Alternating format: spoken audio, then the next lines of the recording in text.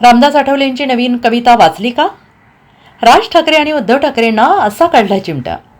रिपाई नेते रामदास आठवले हे त्यांच्या कवितांसाठी चांगलेच ओळखले जातात. शीघ्र कविता हे त्यांचं वैशिष्ट्य आहे. यमक जुळवत कवितेतून चिमटे काढणे हा त्यांचा छंदच आहे. त्यांच्या कविता हा जनसामान्यांचाच नाही तर राजकारण्यांनाही आवडतात. संसदेत ही त्यांच्या कवितांना चांगलीच दाद मिळाल्याचं आपण पाहिलं आहे.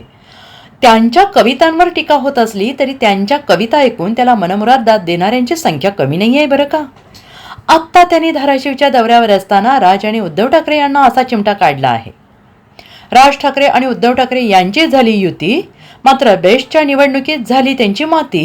राज आणि उद्धव ठाकरे यांच्या युतीवर रामदास आठवले यांनी त्यांच्या शैलीत टीका केली आहे. राज ठाकरे यांची फक्त सभा घेण्यापूर्वी ताकद, त्यांना मतं पडत नाहीत, त्यांचा इव्हेंट मॅनेजमेंट फक्त जमतं. राज ठाकरेंना मतं पडणार नाहीत, ही काळ्या दगडावरची रेख असल्याचा चिमटाही आठवले यांनी काढला आहे. पण बेसच्या निवडणुकीमध्ये झालेली आहे त्यांची माती. मला असं वाटतं की ठीक ही बेसची निवडणूक होती, त्यांचा एकही माणूस निवडून आला नाही.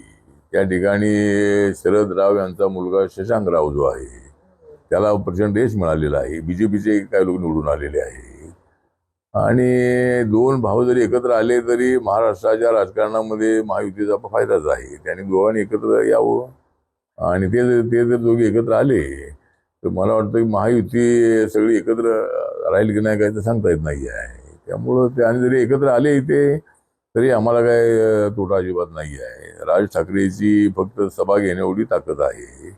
सभा चांगल्या घेणं, इव्हेंट मॅनेजमेंट करणं एवढं त्यांचं काम आहे.